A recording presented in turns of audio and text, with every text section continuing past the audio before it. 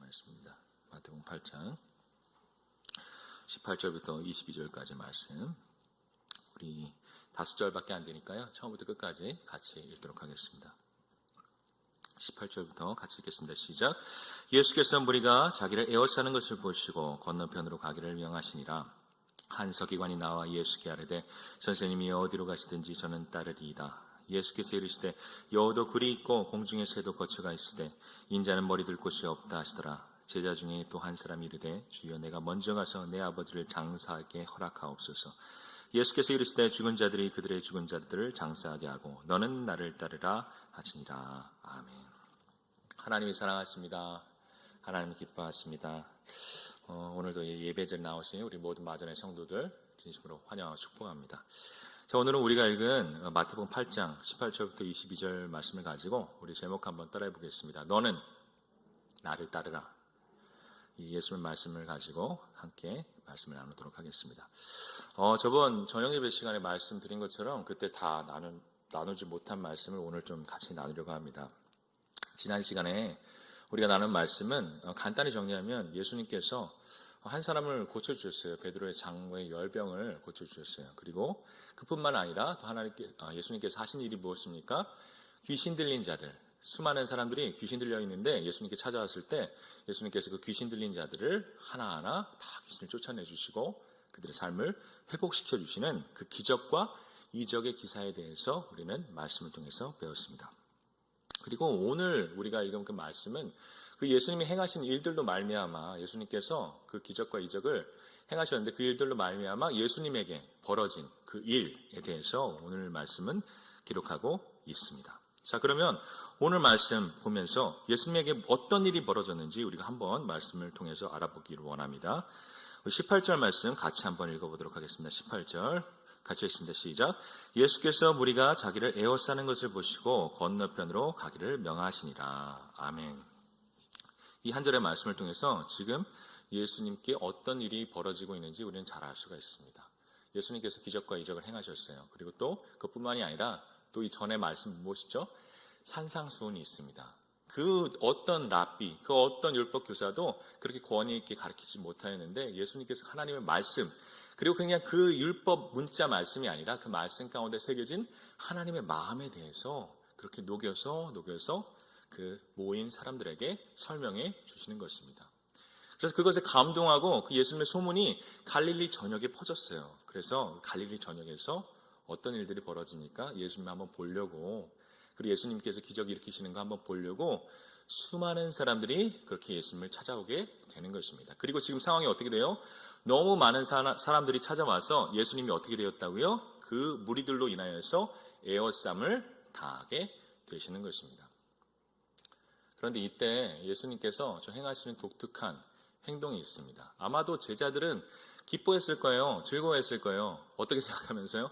우리 예수님 맨날 고생만 하셨는데 너무 힘들으셨는데 이제 좀 사역의 빛이 보이나 보다. 이제 좀 사람들이 이 예수님이 정말 진가를 인정해 주나 보다 하고 그렇게 기뻐하고 있었을지 몰라요. 그런데 예수님께서 그때 그 제자들에게 찬물을 끼얹습니다. 뭐라고 말씀하십니까? 우리 18절 말씀 한 번 더 읽어보도록 하겠습니다. 18절입니다. 시작. 예수께서 무리가 자기를 에워싸는 것을 보시고 건너편으로 가기를 명하시니라. 에워싸는데 어떻게 하셨다고요? 에워싸는데 그 사람들에게 말씀을 전하셨느니라? 그 사람들을 치료하셨느니라? 그 사람들과 함께 돌아다니셨느니라? 아니요. 그 사람들 다 뒤에 두고 어떻게 해요? 제자들만 이끌고 그 무리는 다 뒤에 두고 제자들만 이끌고 어디요? 건너편으로, 그 호수 건너편으로 가자, 그렇게 말씀하시는 장면이 나오게 되는 것입니다. 어떻게 보면 좀 상식적으로 이해할 수 없는 그런 행동입니다. 아니, 사람들이 왔으면 좀 이렇게 좀 봐주시기도 하고 또 이렇게 말씀도 전해 주셔도 되는데 왜 굳이 그렇게 무리가 에워쌌을 때 그 제자들을 데리고 건너편으로 가셨는지, 이 말씀을 통해서 성경이 우리에게 주는 아주 중요한 사실이 있습니다. 진리가 있습니다. 그것이 무엇인가? 여러분, 예수님께서 관심이 있으신 것이 있어요. 예수님께서 그 사역 가운데 그 항상 관심을 두고 계신 중요한 것이 있어요. 그것은 여러분, 무리가 아니라는 것입니다. 다른 말로 하면 그 예수님의 주변에 얼마나 많은 사람들이 모여 있는가, 얼마나 많은 사람들이 예수님을 따르는가, 얼마나 많은 사람들이 예수님을 에워쌌는가, 그것에 예수님은 전혀 관심이 없으시다는 거예요. 왜요? 지금 그렇게 무리가 에워쌌는데 그들을 뒤로 하고 다른 데로 예수님께서는 가시는 것입니다. 그런데 중요한 것은 그렇게 무리를 뒤로 하고 예수님께서 가시는 것이 중요한 것이 아니라, 예수님께서 그 갈릴리 호수 건너편으로 가시는데 누구와 함께 가시는지가, 예수님이 그 사역 가운데 정말 관심을 가지신 것이 무엇인지, 예수님께서 정말 마음 써서 사역을 하고 섬기시는 일이 무엇인지에 대해서 우리에게 분명히 가르쳐 주는 것입니다. 오늘 18절 말씀을 보면 누구에게 명하셨어요? 그 제자들에게, 지금 이 성경에는 잘 나와 있지 않는데 한글 번역 성경에 보면 제자들에게 건너편으로 가자 명하셨다, 이렇게 말씀이 나와 있습니다. 예수님 지금 어떻게 하시는 것입니까? 그 많은 무리를 버리고 지금 누구와 함께? 제자들과 함께 그 호수를 건너가시는 것입니다. 그리고 이것을 통해서 우리가 알 수 있는 아주 단순한 사실, 예수님의 관심은 무리에 있지 않고 무엇에 있다? 제자. 사람이 얼마나 많은가에 있는 것이 아닙니다. 무엇에 있습니까? 예수님의 모습을 쏙 빼닮은, 예수님의 말씀을 그대로 살아내는, 예수님을 쏙 빼닮은 그 참 제자가 몇 명이나 있는가? 그 한 사람의 제자를 세우기 위해서 예수님은 그 평생 동안 그 모든 사역에 혼신의 힘을 다 바치셨던 것입니다.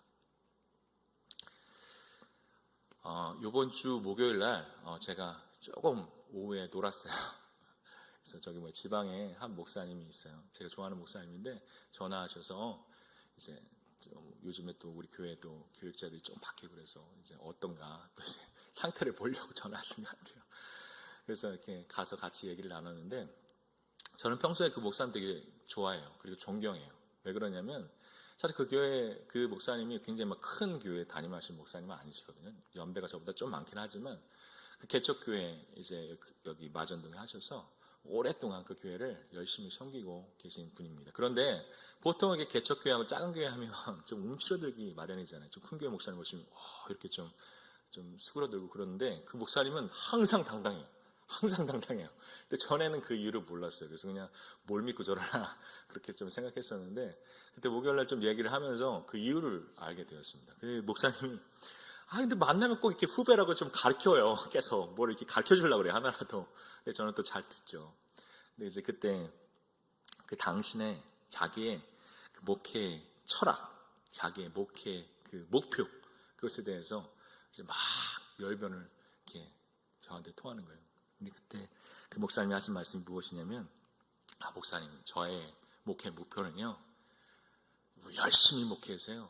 한 사람, 두 사람, 세 사람 많이 모여서요, 우리 교회가 좀 커지고요, 건물을 사고요, 그 빚더미가 없고요, 그렇게 아무런 걱정 없이 나의 사례비를 받을 수 있고요, 그런 어떤 큰 교회, 그런 부흥, 그런 것은 저의 목표가 아닙니다. 그리고 그 목사님이 얘기하는 게, 나는 예레미야 8자입니다. 그래요.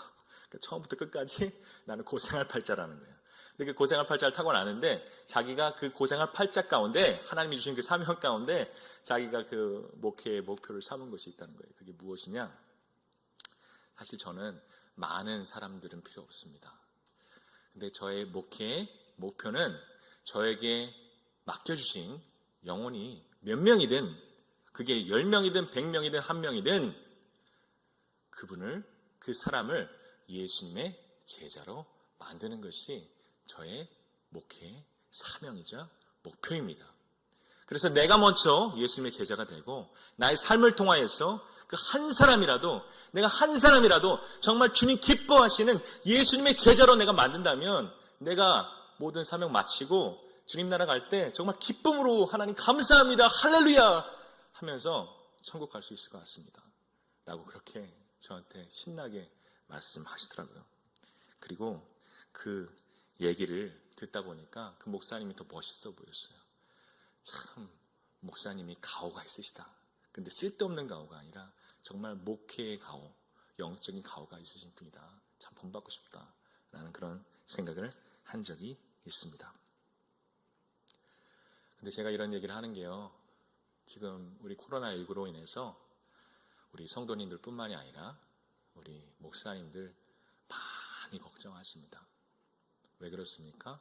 우리가 온라인으로 예배를 드리고 있다 하지만 얼마나 많은 성도들이, 얼마나 많은 수가 교회에서 떨어져 나가겠습니까?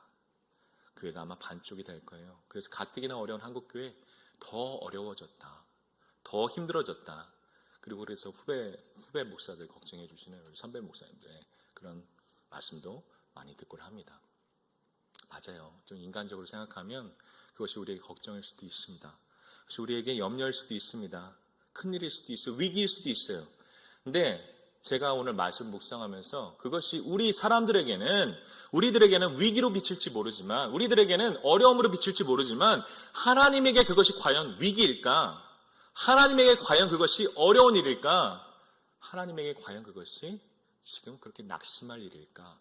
라는 그런 생각을 해보았습니다. 그리고 하나님이 주시는 깨달음은, 하나님이 생각하시는, 주님이 생각하실 진정한 위기는, 여러분 예배당이 꽉꽉 차요. 막 1000명, 2000명 모여요. 그런데도 불구하고 그 가운데 주님께서 눈 씻고 찾아보셨는데 예수님의 제자가 없으면, 예수님의 참된 사람이 없으면, 예수님의 닮은 아름다운 이 사람이 한 명도 발견되지 않으면 그것이 진짜 하나님께서 걱정하시고 염려하시는 위기가 아닐까, 그런 생각을 해봅니다. 그래서 여러분 오늘 기도하러 나오셨잖아요. 그렇죠? 우리 금요 심야기도 때 어떤 기도 제목을 가지고 우리가 기도해야 될까요? 여러분 물론 그런 기도도 하세요. 우리 마정교회는 한 명도 빠져나가지 않고 모든 성도들 다 모여서 함께 예전처럼 꽉꽉 차서 예배하는 날이 오게 해주세요. 그 기도도 하나님 기뻐하세요. 그런데 하나님 더 기뻐하시는 기도는 무엇일까요? 하나님, 그 많은 무리들 가운데 그냥 무리로 남지 아니하고 우리 마정교회 각각의 성도가 하나님께서 이 세상 가운데 하나님의 거룩하신 뜻을 가지고 세우시고 택정하시고 사명을 맡기신 하나님의 제자들, 주님의 제자들, 예수 그리스도의 참된 제자들로 우리가 하나하나 세워지게 하여 주시옵소서. 그래서 그 사람들이 우리 교회를 바꾸고, 우리 교회가 이 지방을 바꾸고, 이 지방을 바꾼 우리 모든 교회들이 우리 나라를 밝히 비추는 하나님의 밝은 빛이 되게 하옵소서. 주님의 참된 제자들이 꽉 찬 우리 한국교회가 되게 하옵소서. 여러분 이런 기도를 우리가 해야 될 거라고 믿습니다. 그래서 간절히 축복합니다.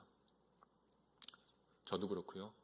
우리 장로님도, 우리 전도사님도, 우리 모든 권사님들, 우리가 진짜 예수님의 제자 되기를 원합니다. 참 제자 되기를 원합니다. 그래서 예수님께서 아무리 많이 모여도 외면하시고 그냥 등지고 다른 데로 가시는 그런 사람들이 아니라, 사람들은 인정하지 않아도 주님께서 보시고 참 아름다운 사람이다, 참 내 제자다, 그렇게 옆에 끼고 항상 다니시는, 그래서 항상 그를 축복하시고 사랑하시는 그런 예수 그리스도의 참 제자가 되기를 주님의 이름으로 간절히 축복합니다. 아멘이십니까? 아멘. 예, 그럼 오늘 말씀 계속 읽어보도록 하겠습니다. 자, 그러면 19절 말씀 같이 읽도록 하겠습니다. 시작. 한 서기관이 나와 예수께 아뢰되 선생님이 어디로 가시든지 저는 따르리이다. 아멘. 좀 독특해요. 예수님께 사람이 나왔는데, 보통 성경 보면 어떤 사람이 나와요? 막 장님, 막 안진뱅이, 좀 후경자 이런 사람들 나오는데, 오늘 보니까 누가 나왔어요? 서기관. 그리고 제가 좀 예상하는 거는요, 서기관은 진짜 율법적인 지식이 충만한 사람이잖아요. 근데 이 사람이 아마도 예수님의 산상순을 듣지 않았을까. 그리고 예수님의 산상순을 듣고, 와, 이거는 그동안 그가 공부하고 배워왔던 그 말씀이랑 차원이 틀리구나. 예수님이 전하시는 말씀은 진짜 하나님의 마음을 그대로 전해주시는구나. 저분한테 나는 꼭 배우고 싶다. 저분을 꼭 내 스승으로 맡고 싶다.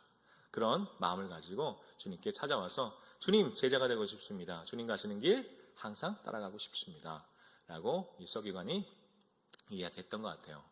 그런데 그 서기관, 사실 지금 그 대사를 보세요. 얼마나 그 열의에 차 있습니까? 얼마나 충심에 차 있습니까? 뭐라고 그래요? 선생님이요, 어디로 가시든지 저는 따르리이다. 예수님 입장에서 기분 좋은 말이죠. 근데 예수님의 대답을 보면 되게 김 빠져요. 뭐라고 대답하시는가? 우리 20절 말씀 같이 한번 읽어보겠습니다. 20절입니다. 시작. 예수께서 이르시되 여우도 굴이 있고 공중의 새도 거처가 있으되 인자는 머리 둘 곳이 없다 하시더라. 이게 무슨 말입니까? 여우도 굴이 있대요. 들짐승도 자기가 머물고 쉴 수 있는 굴이 있다는 거예요. 그리고 새도 거처, 둥지가 있다는 거예요. 새도 그렇게 자기가 머리를 대고 누울 그런 집이 있다는 것입니다. 그런데 인자는 누구요? 예수님은 머리 둘 곳도 없다. 그렇게 마음 놓고 쉴 곳도 없다. 그렇게 내가 어떻게 속한 곳이 이 땅에는 하나도 없다. 그리고 뭘 말씀하시는 거예요? 예수님의 삶이 지금 편하다? 아니요. 너무너무 고단하다. 너무너무 수고스럽다. 너무너무 고생스럽다. 그리고 뭐라 말씀하시는 거예요? 내 삶이 이런데 너 내 제자 되면 나와 같은 삶을 살아야 돼. 너 서기관이면 지금까지 잘 먹고 잘 살았잖아. 누릴 거 다 누렸잖아. 그런데 너 내 제자가 되면 그런 거 다 포기해야 돼. 그리고 나처럼 머리 둘 곳 없이 평생을 그렇게 살아야 돼. 그리고 실제로요, 그 서기관, 지금 예수님께서는 경고하시는 거예요. 그 서기관이 예수님의 제자가 되면 어떤 일이 벌어질까요? 사실 제가 조금 이거는 여러분의 그 성경적인 지식을 위해서 조금 더 설명해 드리는 건데, 당시 서기관들이 하는 일이 있어요. 그게 뭐냐면, 서기관은 뭐예요? 쓰는 사람이잖아요. 뭘 쓸까요? 하나님의 성경을 씁니다. 근데 공짜로 쓸까요?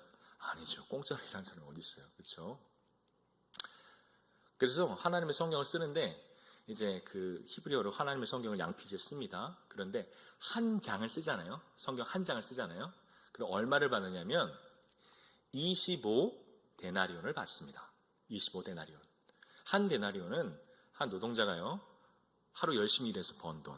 오늘날로 말하면 한 10만 원 정도 되는 거예요. 그런데 성경 한 장 썼어요. 뭐 한 장 쓰는 거 뭐 한 달이나 걸리겠어요? 며칠이면 다 쓰겠죠. 그런데 그 한 장 쓰면 얼마 받는다고? 25데나리온. 해미 간사님, 25데나리온 얼마야? 계산해봐. 한 데나리온 10만 원이니까 250만 원. 그렇죠? 그렇죠.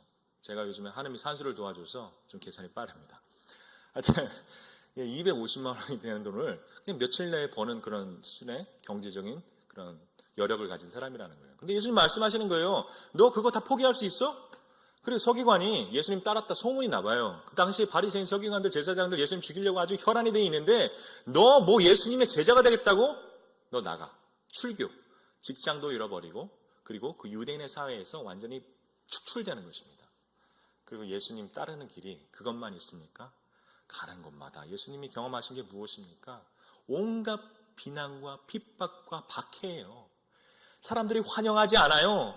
저번에는 뭐 우리 목사님 말씀하실 때 귀신 쫓아냈더니 뭐라 그래요? 고맙다는 말은 고사하고 바알세불, 귀신의 왕을 빌어서 다른 귀신 쫓아낸다고. 그렇게 모함하고 뭐 하나 제대로 해주는데, 뭐 하나 이렇게 병을 고쳐주는데 고맙다는 말이 없이 자기네 동네 떠나라고 하고, 그렇게 천대받고 무시받고 평생 동안, 그것이 예수님의 제자가 된 삶입니다. 거기다 하나 더 있습니다. 아직까지 예수님이 제자들이 믿음이 약해서 얘기 안 하시는데 뭘 말씀하세요? 나중에 수단 예고하세요. 야, 나 예루살렘 가는 거 왕대로 가는 거 아니야. 나 지금 예루살렘 들어가는 거 십자가 지러 가는 거야. 하나님이 나에게 주신 사명이야. 그리고 그것을 통해서 예수님 말씀하신 게 뭐예요? 내가 십자가 지듯이 주님 말씀하세요. 각자 뭘 지고? 자기 십자가를 지고 나를 따르라. 그것이 무엇이다? 나의 제자다. 예수님은 이미 그 모든 말씀을 통해서 예수님의 제자가 되는 삶, 그것에 대해서 우리에게 자세히 일러 가르쳐 주셨어요. 근데 인간적으로 이런 얘기 들으면 예수님 제자 되고 싶습니까? 아니요. 처음부터 막 부담이 밀려옵니다. 처음부터 그걸 내가 어떻게 하지? 그런 예수님의 제자가 되는 게 너무나도 좁은 길 같은데 거길 내가 어떻게 통과하지? 그런 걱정이 드실 수가 있어요. 그래서 오늘 제가 걱정거리만 드리면 오늘 말씀이 은혜가 되지 않을 것 같아서, 그러면 우리가 그 좁은 길, 지금 예수님께서 서기관에게 말씀하시는 길, 머리 둘 곳도 없이 평생 수고스럽고 그렇게 고생스러운 삶을 살아가는 길, 나를 희생해서 그렇게 나를 죽여가면서, 매일매일 나를 죽여가면서 교회를 섬기고 영혼들을 섬기고 하나님을 섬기는 그 일, 우리가 어떻게 감당할 수 있을까? 어떻게 그 길 우리가 걸어갈 수 있을까? 답은 여러분 간단합니다. 여러분, 아마 우리 청년들은 아직 그런 경험이 없지만 우리 권사님들은 다 그런 경험이 있을 거예요. 여러분, 결혼 어떻게 하셨어요? 결혼 어떻게 하셨어요? 결혼할 때는 제정신입니까? 아니요, 다 미쳐서 하는 거죠. 그렇죠? 서로에게 누가 누군지 잘 모르고 그냥 눈에 콩깍지가 씌워가지고 그냥 그렇게 결혼하는 거 아닙니까? 그런데 여러분, 예수님의 제자가 된다는 것도 그것과 마찬가지입니다. 눈에 콩깍지가 씌우는 것입니다. 그러면 여러분, 숟가락 2개만 놔도, 밥상에 젓가락 2개만, 숟가락 2개만 있어도 힘들지 않아요. 즐거워요. 행복해요. 그 하루하루가 천국이에요. 김용희 선교사님이란 분이 계세요. 말씀 전할 때 아주 힘있게 전하시는 선교사님인데, 그분이 한번 청년 집회에서 이런 얘기를 하시더라고요. 연애할 때 이야기를 하셨어요. 그래서 무슨 굉장한 로맨틱한 이야기를 하실까 기대를 했는데, 로맨틱은 무슨, 그 연애할 때 어디서 연애하셨냐면 선교지에 사셨대요. 선교지. 뭐 이렇게 여행할 시간이 없으니까 선교지 가서 틈틈이 만나서 연애를 하는 거죠. 근데 한 번은 선교지 가면 좋은 데 가겠습니까? 그냥 쓰레기장이 있고 막 진짜 막 빈민들이 있고 냄새나고 똥통이고 막 하수구 지나다니고 그런 데서 연애했겠죠. 그래서 데이트하는 곳이 뭐 저기 덕수궁 돌담길 막 경복궁 막 반짝반짝 아름다운 그런 곳이 아니라 옆에 똥물이 지나가는 하수구, 그리고 거기에는 또 모기야 온갖 해충들이 왔다 갔다 파리가 날아다니고, 그 다음에 막 기른 흙탕물에 막 발은 더럽고, 전혀 데이트라고 할 수 없는 데이트를 나는 데이트라고 생각하고 그렇게 즐겁게 했다는 거예요. 그리고 지금도 기억하는 게, 그때 그 추억이 아직도 너무 좋다는 거예요. 그리고 거기를 다시 가면 너무너무 좋아요. 그리고 또 그때를 생각하면 아내가 너무 사랑스럽다는 거예요. 왜냐? 그렇게 그때는, 지금도 그렇지만은 아내를 사랑하고, 그 사랑하는 사람과 같이 있으니까 장소가 문제가 되는 것이 아니에요. 그것이 똥통이 있든 냄새가 나든 파리가 있든 모기가 있든 상관없어요. 그냥 내 옆에 그녀가 있으니까, 내 옆에 내가 사랑하는 사람이 있으니까 그냥 좋은 거예요. 행복한 거예요. 기쁜 거예요. 여러분, 우리가 어떻게 좁은 길 갈 수 있습니까? 우리가 그렇게 어려운 길 어떻게 통과할 수 있을까요? 나 혼자서는 안 돼요. 나 혼자서는 안 돼요. 같이 가야 돼요. 같이 가야 돼요. 누구랑요? 내가 너무나도 사랑하는 주님과, 내가 너무나도 사랑하는 예수님과 그렇게 한 발 한 발 걸어갈 때 우리는 그 좁은 길을 끝까지 주님과 함께 통과할 수가 있게 되는 것입니다. 그런데 여러분, 한 가지 더 팁을 드리자면, 그런데 저는 주님 많이 사랑하지 않는 것 같아요. 저는 주님과의 관계가, 하나님과의 사귐이 우리 1년 주제인데, 저는 하나님과의 사귐이 별로 안 좋은 것 같아요. 그런 분들은 오늘 어떻게 될까요? 이 예배, 이 자리는 우리가 그렇게 사귐이 좀 흐트러진 분들, 좀 예수님과 좀 서먹해진 분들, 어떻게 해요? 다시 그 사귐을 돈독히 하려고. 그리고 이 예배 가운데 무엇을 느끼려고요? 여러분, 지난주에 우리 목사님께서 그 어떤 주제를 가지고 말씀하셨냐면, 거룩한 지각에 대해서 말씀하셨어요. 우리 인간은 거룩한 지각이 있어요. 우리 뭐 미각, 후각, 통각 뭐 이런 우리 오감 말고 우리에게 영적인 지각이 하나 더 있습니다. 그런데 그것을 하나님께서 우리에게 주신 것이 귀신 보라고 주신 것이 아니에요. 뭐 식스센스 영화처럼 막 이렇게 죽은 사람 영 보라고 주신 것이 아니에요. 뭐 하라고? 하나님은 영이시니 우리가 하나님과 교제하려면 어떻게 해야 돼요? 영적인 감각이 있어야 돼요. 그래서 우리에게 영감이라는 것을 주셨어요. 그래서 그렇게 하나님을 우리가 매일매일 삶 속에서 느끼게 하신 거예요. 그런데 우리가 이렇게 예배하고요, 하나님의 말씀을 듣고요, 하나님의 밝은 빛 가운데 계속 놓이게 되면 우리에게 일어나는 변화가 있습니다. 그것은 우리의 죽어있던 영적인 세포들이 하나하나 살아나고요, 우리가 뭘 느끼게 됩니까? 그동안 느끼지 못했던 나의 삶 가운데 변함없이 함께 하셨던 그 하나님의 충만함, 임재, 그 하나님의 영, 그것을 내가 더욱더 100%, 200% 느끼게 되는 것입니다. 그리고 그 일로 인해서 변화되는 것은 무엇입니까? 예전에는요, 그냥 어떤 일이 벌어지면요, 어떤 좋은 일이 생기면요, 그냥 운이 좋아서 그냥 어쩌다가 그렇게 그 일이 나에게 일어나는 것처럼 생각해요. 그러나 영적인 감각이 하나하나 살아나고요, 영적인 세포들이 하나하나 살아나면 그때부터 보이기 시작해요. 무엇이요? 나의 삶의 작은 일까지 하나님의 손길이 안 닿은 곳이었구나. 오늘 나의 삶 속에서도 하나님께서 일하시는구나. 그 하나님의 일하심과 충만한 임재와 그 가운데 또 뭘 느낍니까? 하나님이 나를 이렇게 생각하시는구나. 하나님이 나를 이렇게 사랑하시는구나. 하나님이 나를 이렇게 아끼시는구나. 내가 하나님에게 이렇게 소중한 존재이구나. 하나님의 은혜와 사랑 가운데 우리는 풍덩 빠지게 되는 것입니다. 그리고 그러면 비로소 우리는 어떻게 됩니까? 그 하나님의 경험을 경험할 때, 그 하나님의 사랑을 우리가 경험할 때 우리는 억지로가 아니라 막 의지적으로 내가 하나님 사랑해야지 이게 아니라 자연스럽게 하나님을 사랑하고 예수님을 사랑하고 주님과의 그 긴밀한 연애 가운데로, 그 긴밀한 관계 가운데로 나아가게 되는 것입니다. 그래서 간절히 바라는 것은 우리 귀한 권사님, 우리 모든 마장교회 성도님들 주님과의 사랑에 더 깊이 빠지시기를 간절히 축복합니다. 그래서요, 오늘도 사랑의 눈에 멀어서 내 앞에 어떤 일이 있더라도, 내 앞에 길이 얼마나 험하고 얼마나 힘든지 상관없이 주님과 함께 기쁨으로, 감사함으로 그 모든 좁은 길, 꽃길이 되어서 걸으실 수 있는 우리 모든 마정교회 성도님들, 우리 모든 마정교회 가족들 되기를 주님의 이름으로 간절히 축복합니다. 아멘. 마지막으로 우리 2절 말씀만 좀 나누고 말씀 마치도록 하겠습니다. 21절과 22절 말씀입니다. 시작. 제자 중에 또 한 사람이 이르되 주여 내가 먼저 가서 내 아버지를 장사하게 허락하옵소서. 예수께서 이르시되 죽은 자들이 그들의 죽은 자들을 장사하게 하고 너는 나를 따르라 하시니라. 아멘. 또 다른 제자가 예수님께 나와서 물었습니다. 근데 좀 이 제자는 아주 효성이 지극한 제자였던 것 같아요. 그래서 예수님한테 묻습니다. 예수님, 진짜 예수님 따르고 싶습니다. 예수님 가시는 길 어느 곳이든 내가 따라가고 싶습니다. 그런데 한 가지, 예수님, 우리 아버지 장례를 내가 좀 치르고 좀 가야 될 것 같습니다. 라고 그렇게 예수님께 이야기를 합니다.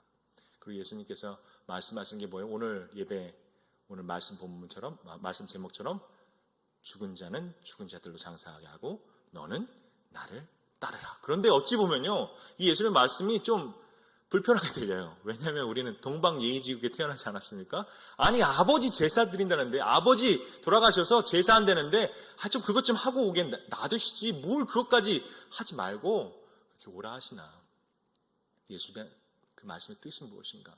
사실 우리나라 초대교회 시대 때요, 이 말씀이 마음에 걸려서요, 교회 문턱도 못 넘은 사람들이 되게 많아요. 왜요? 아니, 예수님 다 좋은데 내가 그렇게 안 봤는데, 와, 이거는 뭐 예의를 모르고 효도 모르는 그런 사람이네? 이런 사람을 어떻게 따라? 그러면서 예수님 불효막심한 그런 사람이라고 예수님 안 따르던 그런 사람들도 있었다는 얘기가 있습니다. 정말 예수님 불효막심한 분인가요? 그 효를 모르시는 분인가요? 아니죠. 여러분의 이해를 돕기 위해서 한 이야기를 드리려고 합니다. 일제시대 때요, 그 독립군들이 만주에서 많이 활동했어요. 근데 만주가 넓잖아요. 만주에 있으면 이제 일본군들이 아무리 길을 쓰고 찾아도 찾을 수가 없는 거예요.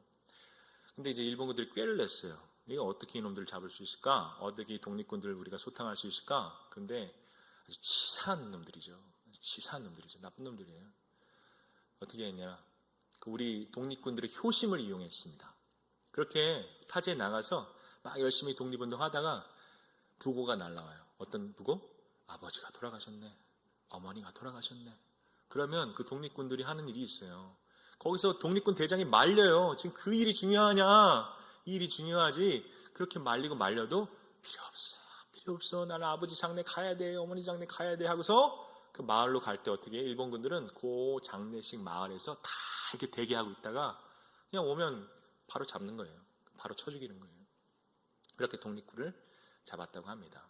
근데 그런 생각이 들었어요. 이제 그렇게 잡혀서 죽었잖아요. 그래서 이제 나중에 하늘에 가서 아버지를 뵙습니다. 근데 아버지가 이렇게 말씀하실까요? 아유, 장한 내 자식. 아유, 멋진 내 자식. 내 장례 치르는 거 지키려고 독립운동 하다가 총 다 내팽개치고 그렇게 집에 와서 장례를 치렀구나. 너 참 잘하였다. 너 참 효자다. 이렇게 말씀하실까요? 전 그렇게 생각 안 합니다. 아마 호통을 치지 않았을까요? 너 뭐하는 자식이야? 너 독립운동하지 않았어? 너 나라 살린다고 그러지 않았어? 근데 거기서 총을 버리고 이 아버지 장례는 딴 사람이 치르면 돼. 네가 꼭 안 와도 돼. 근데 그 중요한 일을 놔두고 네가 지금 뭐 하는 거야? 네가 여기서 왜 이러고 있어? 나라를 위해서 목숨을 바쳐야지. 그깟 장례 하나 가지고 그것을 위해서 목숨을 바치냐? 이 미련한 놈아 하고 그렇게 아들을 혼내지 않았을까요? 그리고 이 이야기는 우리에게 아주 간단한 사실을 알게 합니다. 세상 가운데서도요, 아버지 장례보다 중요한 일이 너무나 많습니다. 아버지 장례보다 중요한 일이 너무나 많아요. 그런데 하물며 세상 일도 아버지 장례보다 더 좋은 일들이 많은데, 더 중요한 일들이 많은데, 여러분, 하나님의 일, 하나님 나라의 일, 이 세상에 죽어가는 영혼을 살리고 이 세상에 하나님의 나라를 세우고 회복시키는 그 중요한 사명을 우리가 가졌는데, 그것보다 더 중요한 일이 이 세상에 어디 있겠습니까? 그리고 예수님은 그 제자에게 불효자가 되라는 것이 아니에요. 지금 뭐라 말씀하십니까? 그래, 너가 효도하고 싶니? 진짜 효도가 뭔지 알려줄게. 진짜 효도는 진짜 중요한 일을 하는 거야. 정말 중요한 일을 하는 거야. 정말 너가 꼭 지금 해야 되는 하나님의 일을 하는 거야. 그것이 너희 아버지에게도 영광이고 너희 가족에게도 영광이고 너희 하나님께도 영광을 돌리는 진짜 효도하는 거야 라고 그렇게 그 제자에게 말씀하시는 것입니다. 여러분, 오늘도 우리가 그 예수님 앞에 선 이 제자와 같을 때가 많습니다. 우리의 많은 세상에 중요한 일들이 있습니다. 특별히 우리 청년들, 이거 설교 볼지는 모르겠지만 예배 안 나오는 이유야 가지각색 100만 가지가 넘습니다. 그리고 아마 그 중에 반은 좀 약간 MSG를 쳐서 약간 뻥도 있을 거예요. 근데 여러분, 그렇게 우리 세상에 중요한 일들이 많으면 우리 예배 못 드려요. 우리 주님 일 못합니다. 하나님의 나라 어떻게 세웁니까? 여러분, 오늘 주님께서는 말씀하십니다. 너희가 나의 제자가 되려면 집중해야 돼. 그렇다고 다른 일을 하지 말라는 것이 아닙니다. 하나님의 일에 우선순위를 두고 그 일을 위해서 너희가 너희 삶을 집중해야 된다. 그것이 주님께서 원하시고 바라시는 참 제자의 모습이다 라고 그렇게 말씀하시는 것입니다. 한 얘기만 드리고 오늘 말씀 마무리하려고 합니다. 제가 지금 청년부 이제 사역하고 있지만 전에 학생부도 좀 이렇게 맡아서 사역을 한 적이 있어요. 그 학생들에게 이렇게 얘기한 적이 있습니다. 여러분, 공부 열심히 하십시오. 열심히 노력하십시오. 열심히 애쓰십시오. 그래서 좋은 직장 들어가고요. 성공하고요. 여러분 하고 싶은 거 다 하십시오. 그런데 단 한 가지, 이것만 기억하세요. 여러분이 공부 열심히 하는 거, 여러분이 열심히 애쓰는 거, 여러분이 열심히 노력하는 거, 여러분이 좋은 직장 얻는 거, 성공하는 거, 그것을 여러분 자신을 위해서 하지 말고 하나님을 위해서 하세요. 하나님이 여러분에게 주신 거룩하신 뜻을 위해서 하세요. 그것을 위해서 열심히 노력하고 공부하고 그렇게 애쓰세요. 그러면 그렇게 하나님의 거룩하신 나라를 여러분이 먼저 구하면 하나님께서 여러분에게 그 모든 것들을 다 더해 주시고 여러분을 다니엘과 같이 이 난세, 이 어려운 때 별처럼 빛나는 귀한 하나님의 사람이 되게 하실 것입니다. 여러분, 아멘이십니까? 아멘 하셔야 돼요. 아멘 하셔야 돼요. 여러분, 이러한 기도로 우리의 자녀를 축복해 주시기를 간절히 축복합니다. 그리고 또 이러한 기도로 또 나를 축복하셨으면 좋겠습니다. 하나님, 정말 내가 다른 것들보다 하나님을 더욱 사랑하고 주님을 더욱 사랑하고 하나님의 일, 먼저 하나님의 나라와 의를 먼저 구하는 복된 사람 되게 하옵소서. 그래서 오늘도 그렇게 우리가 하나님의 나라를 구할 때 다른 모든 것들로 하나님의 넘치는 축복과 평강으로 우리 모든 전도사님들, 우리 청년들, 우리 권사님들, 장로님들, 우리 모든 교육자, 전도사님, 목사님, 우리의 삶을 주님께서 채워주실 것을 여러분 믿으시기를 간절히 소망합니다. 아멘. 아멘.